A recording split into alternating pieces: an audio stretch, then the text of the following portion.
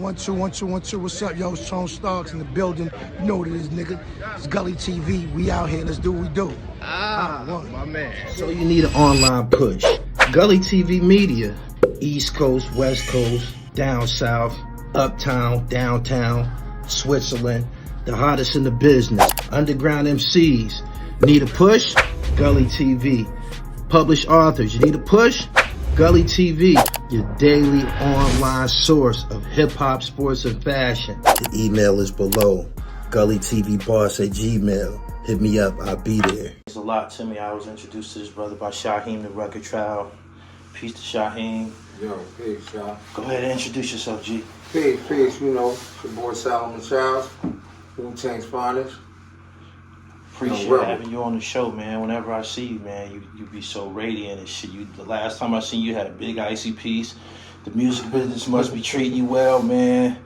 You know what I'm saying? You running through different pendants and shit on a nigga, man. I'm waiting on my new joint right now, man.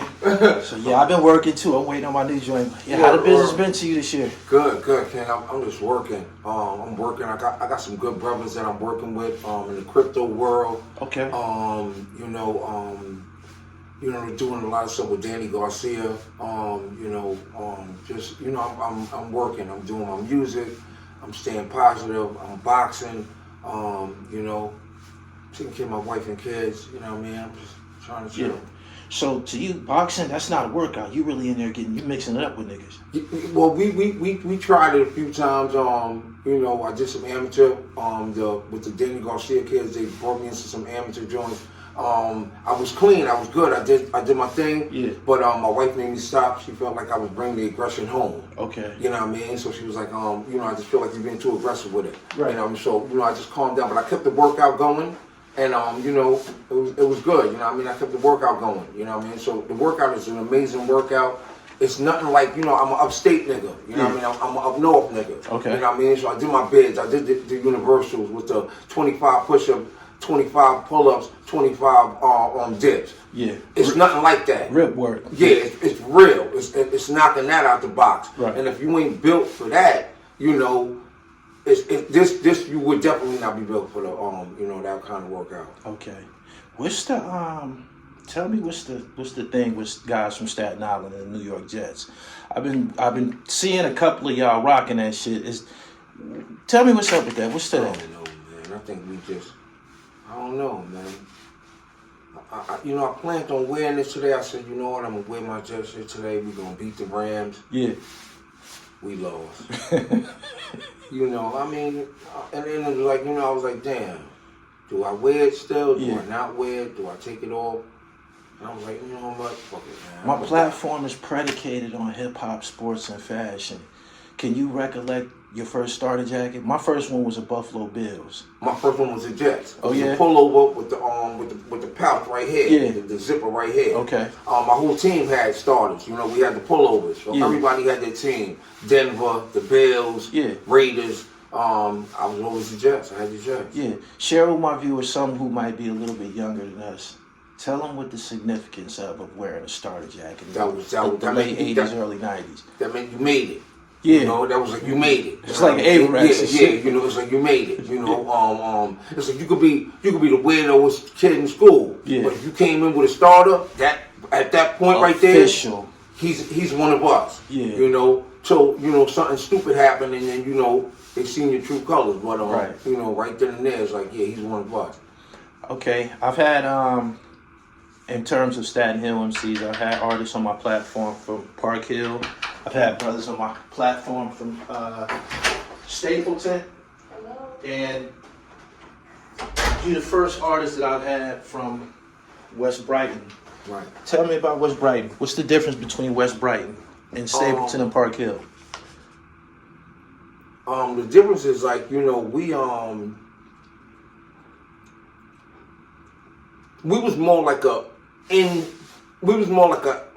it's almost like a gated community, but a gated project community without it being gated. Right. Because you had West Brighton projects, and then you had the Markham homes where I'm from. Okay. And it's like just those two spots right there was enough for us. We didn't have to go to Park Hill or Stapleton or no, they came to us. Right. You know what I mean? And it was like when they came to us, they had a good time. It was like we was like we was the Brooklyn, you know what I mean, of Staten Island. We was the Harlem. Like, you know, up the block was Harlem, and down the block was Brooklyn, you know, of Staten Island. You know what I mean? We had our own thing. We was tough. You know what I mean? I don't know about, I can't call other people's neighborhoods and all that. I know my neighborhood, and my neighborhood was tough. Yeah. You know what I mean? You wasn't coming to my neighborhood at all. Yeah. You know what I mean? We was united. We went against each other. Yeah. You know what I mean? Like the Malcolm homes, we could go up the block, but they couldn't come down the block. Got it. You know what I mean? So, you know, our hood was just different. In previous interviews that I did, I interviewed Barry. Okay, from Stapleton. Right. And he was describing the history between the differences that went down between Park Hill and Stapleton. Did West Brighton and Park Hill have an alliance at some point? Yeah, at one point, you know, we had a brother that was from West Brighton that kind of went to Park Hill and got money. His name was LK. Okay. You know what I mean? LK stands for Lil Keith. Okay. That's my OG. You know what I mean? So it's like, you know, he was like one of those dudes that he was the truth. You know what I mean? So, you know, you couldn't go to Park Hill. Yeah. You know what I mean? Park Hill was something different. Yeah. You know what I mean? And he was kind of like one of the originators, him and Garvis, my man Tink. His name was Tinker. You know what I mean? They was like the dudes that, you know, went to the hill, chopped it up with dudes in the hill, came back, you know, and, you know, kind of let us know that, you know, it was real. You know what I mean? Right. We was able to, you know what I mean, punctuate and move around. No doubt. How long you been how long you been an MC? I've been an MC probably since I've probably been an MC probably since like maybe 90, 92, 90, 91. Yeah. You know, I didn't know what I was doing. You know what I mean? You know, everybody was doing. I was always into music. You know what I mean? My dad, he did country western, God rest his soul, Randy Travis, Conway Twitty, Dolly Parton, you know, Garth Brooks. My dad knew all of that. So, you know, we knew all that. Right. My mom, she was more Pat Benatar, Aretha Franklin, Whitney Houston, God rest her soul, you know, Ashford and Simpson, you know what I mean? So we knew that. Us, we was more, you know, being those was the music. We were more into New Edition and Guy, you know, right. Stuff like that. So when I got incarcerated, you know what I mean, I did spot it, and a few kids was, you know, rhyming. So I was like, oh, okay. I ain't really follow it yet. But then when I came home, you know, I started rapping, you know, trying to rap. But I wasn't saying nothing. Yeah. I was just like, you know, my amolical, alolical, sheerolical, theological, tolical, rolical. And the OGs would be like, yo, he ain't saying nothing. But he sound like Cool G rap. Right. Because of the lisp. Okay. And I'm like, oh, shit. So that made me say, okay, if I sound like him, let me really perfect it, you know? And, you know, I had went to school, and, you know, my cousins was on the lunchroom table, beatboxing and all that, and they were singing, they were singing some joint. I think they were singing Kane. Okay. You know what I mean? And I was like, yo, what are y'all singing? It was like, Big Daddy Kane. It's like, who the fuck is that? They was like, you don't know who Kane is? I'm like, nah, man. So they're like, yo, just watch Video Music Box. Right. I'm like, I don't got Video Music Box though. They like, well, nah. Let me bring it back. They was like, watch Video Music Box. I said, all right, cool. How I'm gonna watch that? They was like, yo, what you could do is turn your TV on when you get home from school. Turn your TV on to channel 31. I'm like, I don't got channel 31. My TV only go up to 13. They're like, nah, you gotta use the other button. Put it on you. So I'm like, oh, that's what that button is for. So I put it on you. Put it on channel 31. I called my cousin Will. I'm like, yo, why you lie to me for, man? You talking about some videos and all that was going on, man? There's a white man on here with a blowout, painting a picture and shit. Right. You know what I mean? He's like, nah, man, don't worry about it. It's going to come on at 3:30 exactly.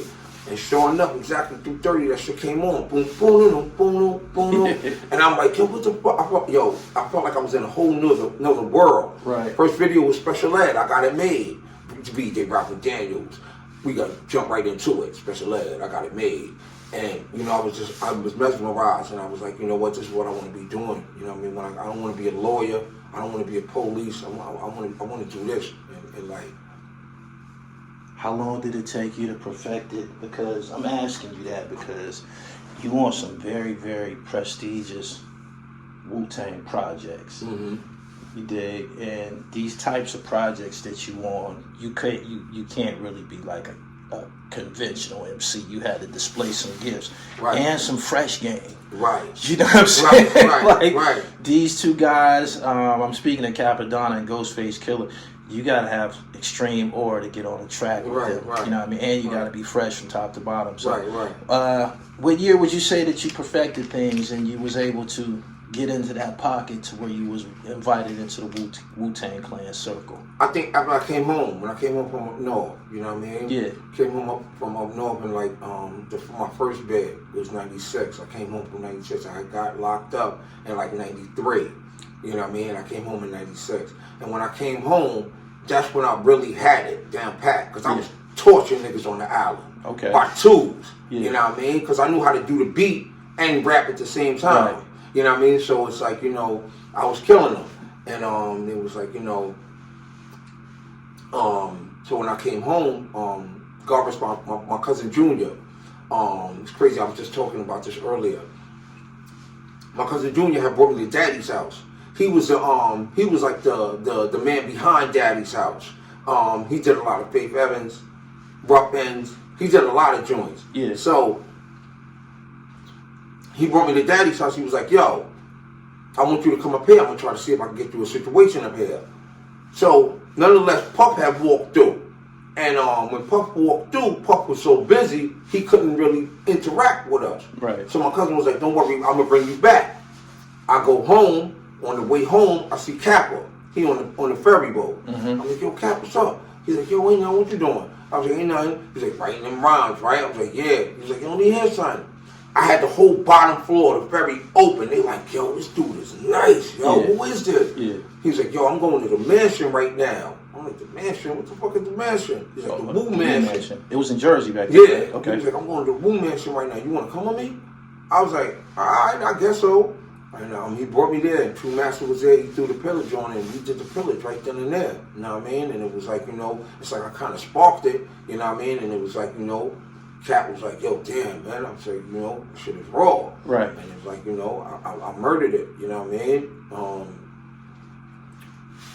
You know, as far as Ghost Project, the Supreme Clientele joint, it was like, you know, it was just a whole. It was like probably like 30 dudes in the studio, and RZA and Ghost was at the board, at the motherboard, the big time board, and you know they was just playing beats. Everybody was in there, mad people doing their own thing, niggas smoking, rolling out, vibing on the phone, playing chess, all kinds of shit.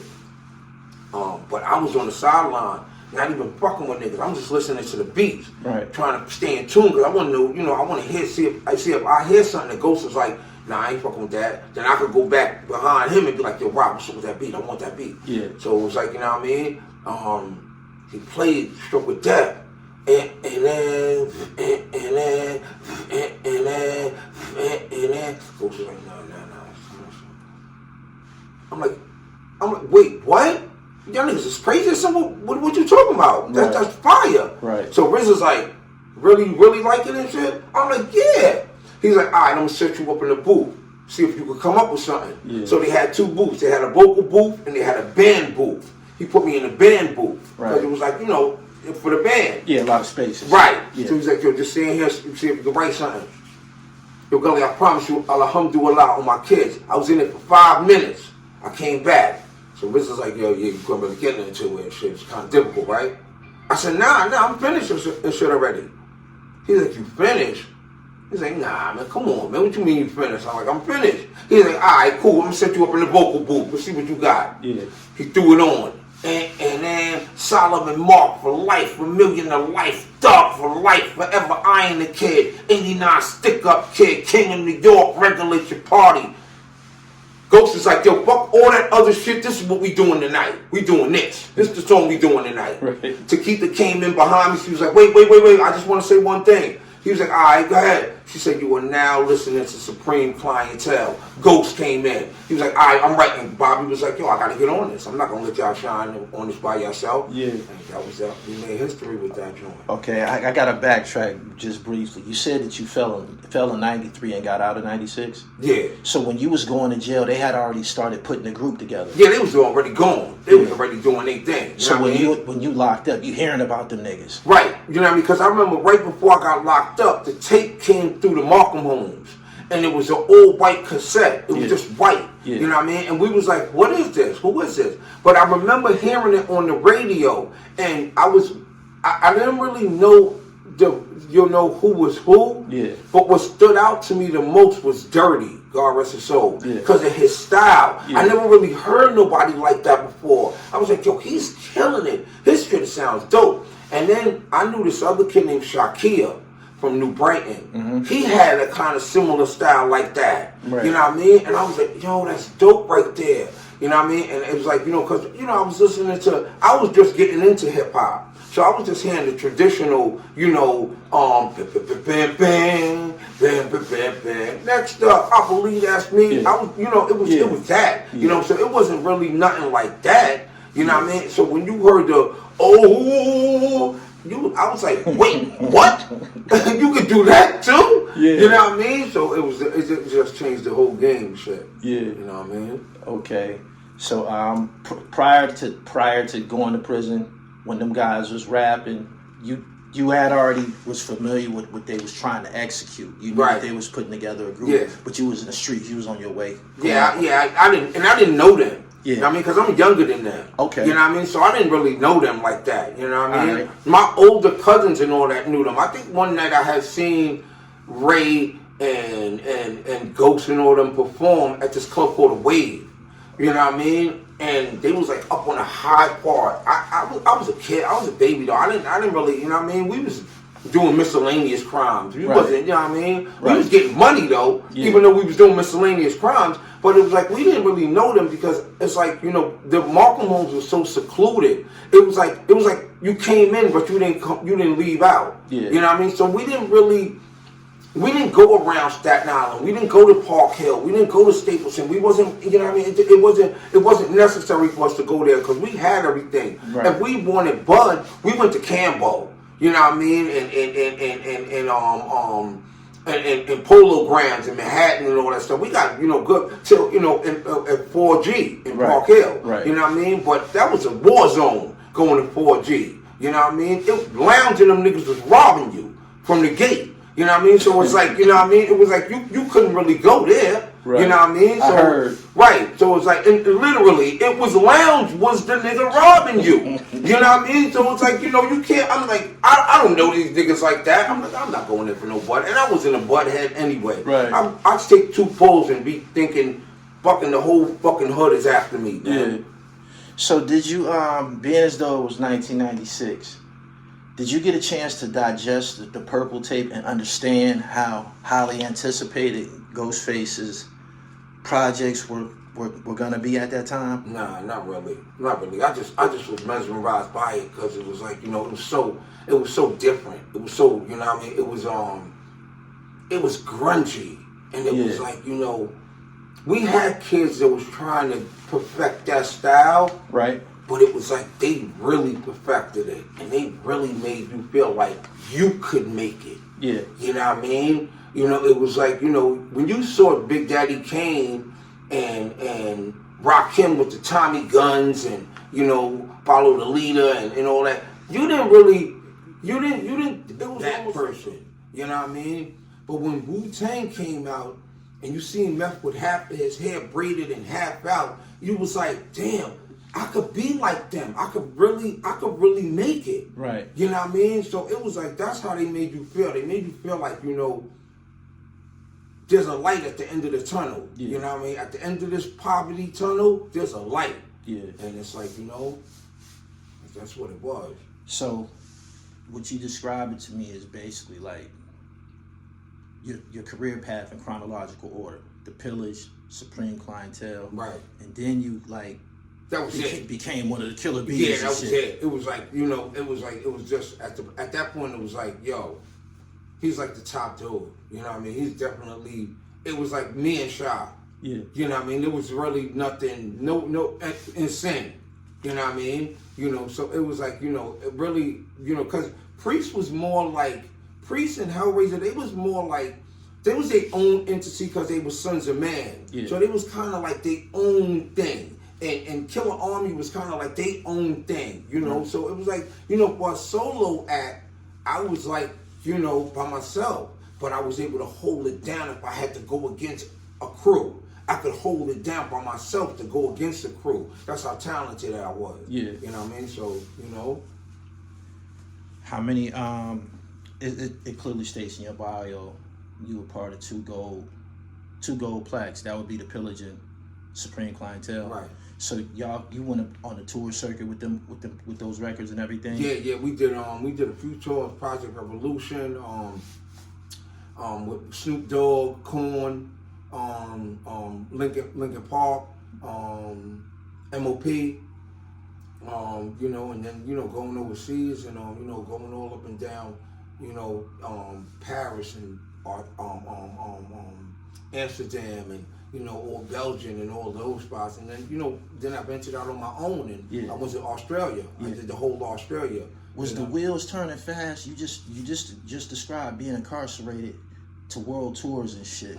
Did this shit like happen fast? Did this success of Wu Tang happen fast? I listened to a public speaker say the other day that there's no such thing as getting rich slow.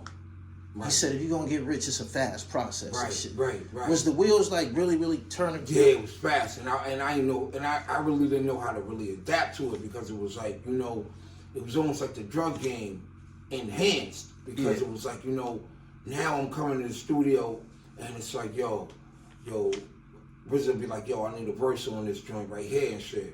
And I'll be like, all right, cool, I'll give you a verse for it and shit. And now it was like, all right, yo, I like that verse and shit. All right, I'm gonna keep that shit. Check for me before you leave and shit. And you like, oh, okay, cool. And it's like, now he writes you a check for $5,000. Yeah, that's for that verse. And you like, wait, just that one verse? All right, let me do like two more. How many more of these you need? Let me put up to 2 and shit. You know what I mean? Like, no, hold up, I got you shit. You know what I mean? Let some other niggas eating shit. You know what I mean? I'm like, all right, you know. Yeah.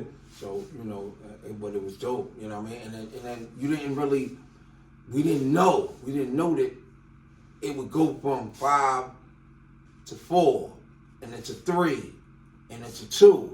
You know what I mean? And then you got to, it's like, you know, you a baby at 5, and then 3, and then 2. You growing up, so you got to now get your own 5. Yeah. Because you got to give your little man 5. Yeah. You know what I mean? So it was like, you know, oh, okay.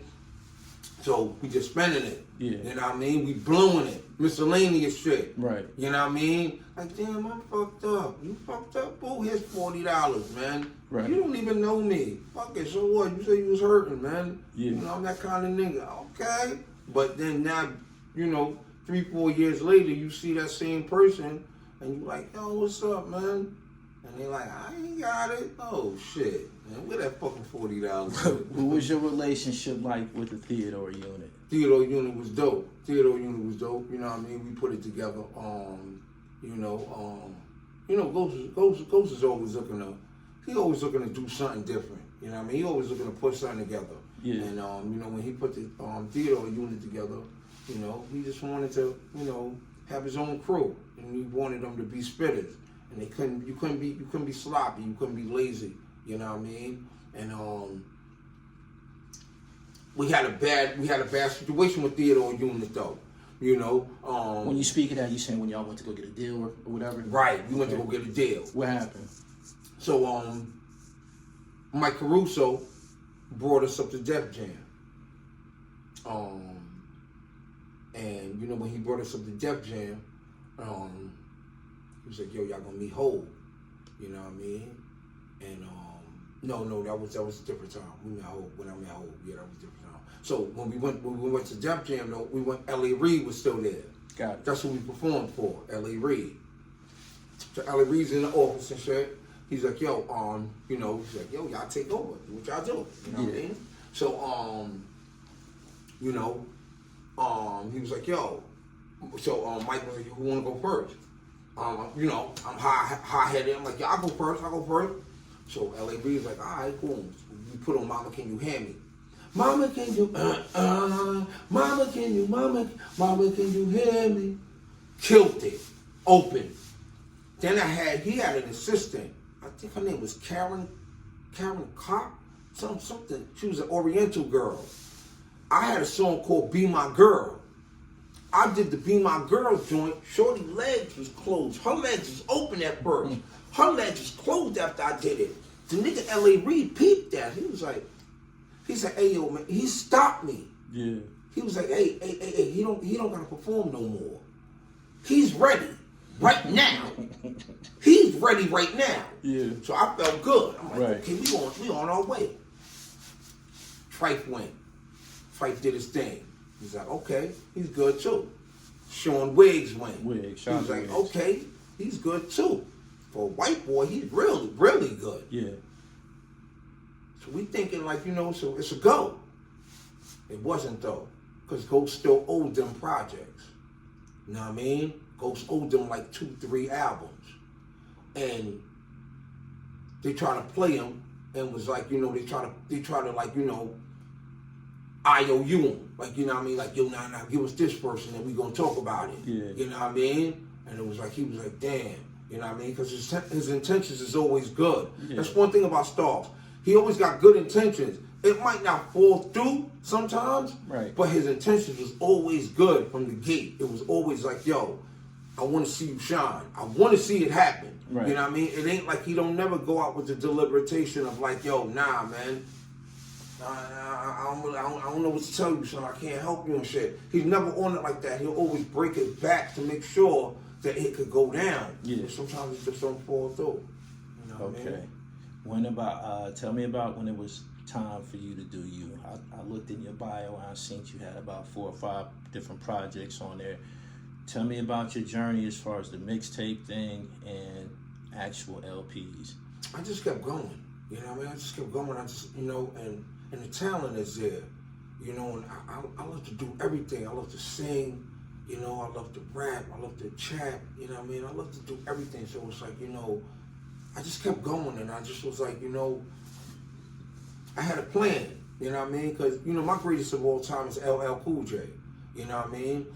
People like Nas, people like Big, God Rest His Soul, Pop, God Rest His Soul. But mine is LL. You know what I mean? Yeah. Because, I always felt like what L would do is when it came time to drop a project, he wouldn't copy or mimic you. He would just give you his realm of that time, day and time of music, and give it to you from his standpoint. So that's why I was like, you know what, that's basically what I want to do. I want to do it in the same fashion.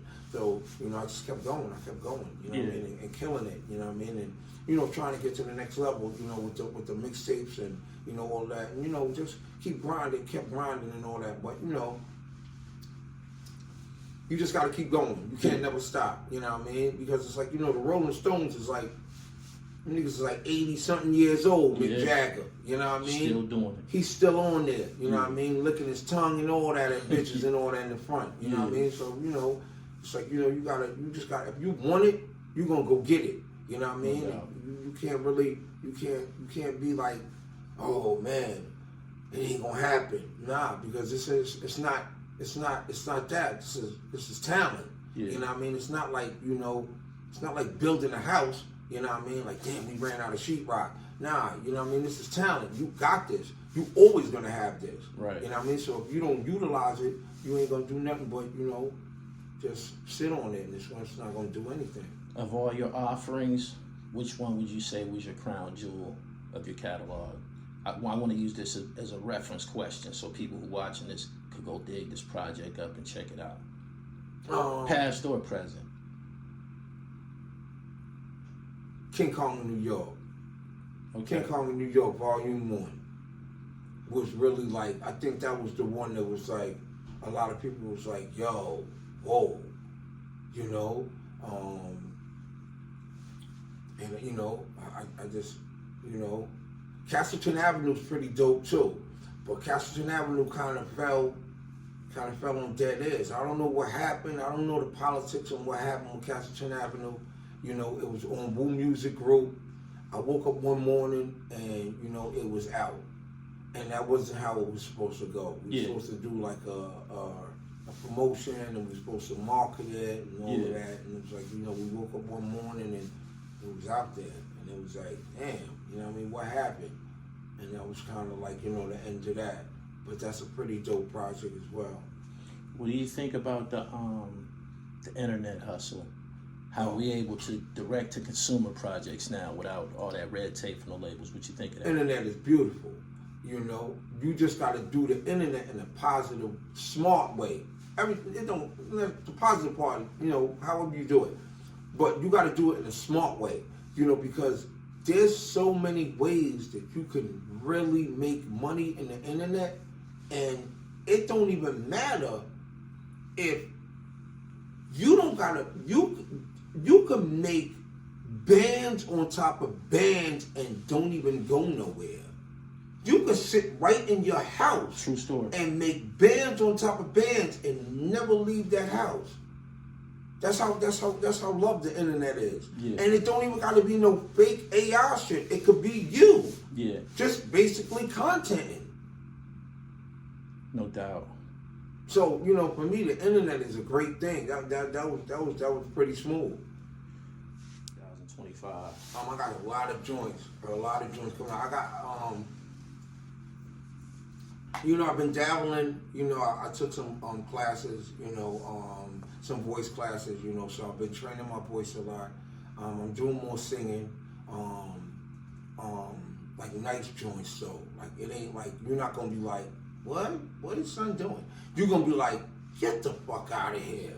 So probably about early this year, I'm on the phone with Ghost, and we kicking it, you know, just chopping it up. We was on the phone for like 45 minutes. Like an hour 45 minutes. Like an hour to hour 25 minutes. So I'm like, yo, Starks, I'm gonna send you a song. I want you to critique it. He's like, all right, you know what I mean? So, you know, he usually listen to it. I might talk to him probably like in a week or two. He'd be like, yo, yeah, G. You know what I mean? I heard some balls and shit in there. You know what I mean? I heard something and shit. It sounded good. You know what I mean? So I was like, I'm going to send it to you, you know, let me know. He's like, all right. I sent it to him. I'm in my studio. I look at something on my phone. I'm like, oh, okay. All right. I'm like, yo, let me go get something to eat. So I go get up, my phone rang. I'm like, it's Ghost. So I'm thinking it's a pocket call, like a pocket dial. He might be calling me by accident. Yeah. So I'm like, all right, let me answer it. I'm like, yo. He's like, yo, G. I'm like, yeah, I know, it's a pocket call. He says, no, what you talking about? No, I'm calling you back and shit. You told me to listen to this joint. Yeah. I'm like, oh, okay, you listen to it already? He's like, yo, G. So, I had to turn the lights off and listen to it like 2 or 3 times. I'm like, word? He's like, yo, this might be the best joint you ever made in your life. I'm like, get the fuck out of here, man. I got mad heat, man. Right. He's like, nah. So we start laughing and shit. But he's like, yo, now you got to do a whole project like this, man. You know what I mean? I had the one kid from London, a French-speaking kid. So he did the verse in French, and I did the vocals R&B. Yeah. Amazing. He was like, yo, this is fire. You know what I mean? It was so stuck in his mind that I had seen him like maybe about a month later in Staten Island at the studio. He was like, yo, you got that joint? I was like, oh yeah. He said, yo, play that, man, play that. And I played it in the big speakers. He was like, yo, and everybody was looking like, yo, this is fire. Who is that? Ghost is like, that's him. And he was like, get the fuck out of here. You know what I mean? So, you know, that's the plan, you know, for 2025. You know, just to venture out, you know, give them more music. And I want to do a lot more content, you know what I mean? You know, I've been talking to a lot of black, you know, film people, You know, I want to do more content. You know what I mean? I'm not gonna play myself. I'm not doing. You know, I always say, you know, I don't have a problem with gay people. Gay people is what they do. That's what you do. That's what you do. Right. But I'm not playing a gay role. Cause you know, Sidney Poitier never played a gay man. Right. You know what I mean? And I'm looking at myself like a fly Sidney Poitier. You know what I mean? So you know, I want to get into it. I'm not dressing up like a woman. I'm not doing none of that. The bag is not big enough for me to do that. I got princesses, so I don't want them to ever turn on the TV and be like, "That's Daddy with the wig on." Yeah. Nah, negative. That's never Daddy with the wig on. You know what I mean? No doubt. Lastly, I got to ask you this. Why do I get this impression that you feel like you can hoop or something? Well, let me tell you something. When we used to hoop, they used to be like, I used to always yell out, Reggie Miller from the side. And niggas would always be like, yo, that bullshit ass jumper, man. I hate that jumper. But my shit was water though. And I see you be having the sweat coming off your head and all that. I'm like, I'm a bust Gully ass one day, yo. I promise you. I know he ain't nice like that. And I see you be like, and you look like I just know you look like one of them type of dudes that play and you talk shit while you play. Shit. I know you do, and you abuse niggas. And I'm like, I'm not gonna let him abuse me. I refuse to let him abuse me. No way. That's my life, man. Right. The way that, you know, you might feel about music, the way you might have passion and just be totally infatuated with your craft. When I was coming up, man, I had a very, very deep, dedicated romance to basketball. Mm-hmm. And once I started, you know, in so many words, getting my life together, removed myself from the streets and started taking Gully TV a little bit more serious in my career. Once I started earning, I was able to step away from the streets, you know how that could be, you know. Yeah. So now I can start redirecting my life and getting in the gym, lifting weights, and I started playing ball again. And I used to tell my young niggas, man, 'cause I was playing with some younger guys, man, I'm trying to get my dribble right, 'cause my handle, I had lost it. It's about timing and shit. And I was telling them, man, when I get my handle back, it's gonna be problems. Right, it's like the speed bag. Yeah. It's like the speed bag. Yeah. You know what I mean? Because I was like, I noticed that when I would be hitting the speed bag, you know, because my cousin told me, he said, I'm just going crazy. He's like, what are you doing? I'm like, what you mean? I'm trying to hit it back. He's like, it's a rhythm, man. It's a rhythm. Yeah. You know what I mean? Like you rapping. The same way you be trying to fucking rap is the same way you hitting the bag. Yeah. I'm like, oh. And you know, once I caught it, I said, oh, okay, cool. So I noticed it's the same thing with your dribble. You know what I mean? It's a rhythm. You know what I mean? Yeah. And my handle is still garbage.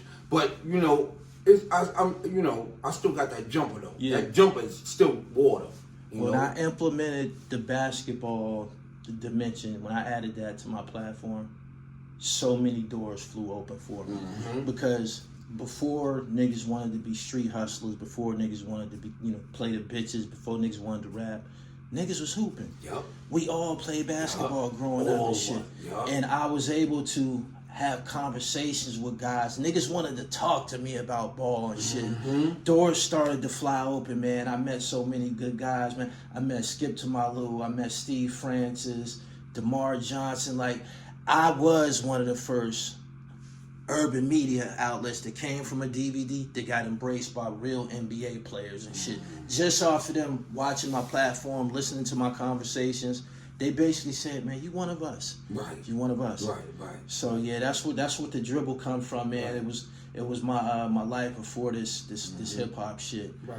I'm looking forward to hearing more projects from you. I appreciate you sending me that Niggas Bleed video. Tell me what inspires you to flip that joint with the Marvin Gaye. Right. Yeah, the Marvin Gaye shit. I heard the Marvin Gaye joint, and I was like, did anybody use this before? Yeah. And I never really heard nobody use it. Right. So it was like, I just, tried to rock it real quick. And, as I was listening to it, I don't know, I think I forgot what I was doing, but I was like, Niggas Bleed, just like us, picture me being shook. I said, oh, yeah, that's the big shit. I could put that to that. Yeah. And I said, yeah, I'm going to put this to that. You know what I mean? And it was like, you know, it felt good. You know what I mean? And then we took it outside. We took it to Philly. You know what I mean? On the roof and all that. You know what I mean? And it was just, you know. Okay, so you shot that video out here? Yeah. All right, I was watching with my shorty who's from she's from Camden, but she be over here recording. Right. And she was like, that looked like Philly. I'm like, I don't know. He from Staten Island. Yeah, that's Philly. Okay, what bridge was that? That's downtown. Oh yeah. Yeah, that's like about from here. That's a few blocks from here. Right. You know what I mean? So you know, we was just on a high rise. Okay. You know what I mean? And you know, we felt good. You know what I mean? Yeah, when you sent it to me and I posted it, you know, you messaged me and you was thanking me and all of that. That's my job. It's my job to relay messages, creativity, and all of that's going on within the underground. When you look at YouTube today, a lot of people have decided to pursue things that are more lucrative. A lot of gossip, a lot of paperwork, a lot of this nigga did that. A bunch of shit that don't have nothing to do with music. I never deviated from my original recipe. So whenever you got something, whenever you putting out something, make sure you use my platform, because that's what I'm here for. Definitely. Thank you so much. Yeah. I appreciate your time, man. This is something that I wanted to do. Again, shout out to Shaheem for introducing us. Right, shout out to Shaheem. Looking forward to hearing more from you. Go ahead and give me a drop and we can get up out of here. Yo, you already know, man. You need it. You want to hear it. You need to know about it. Gully TV, boy. Get it. My man. Hey, yo, it's Rob like get Rob, man. Look, it's the Claw. I'm rocking with Gully TV. You niggas better pay attention or get found somewhere on the motherfucking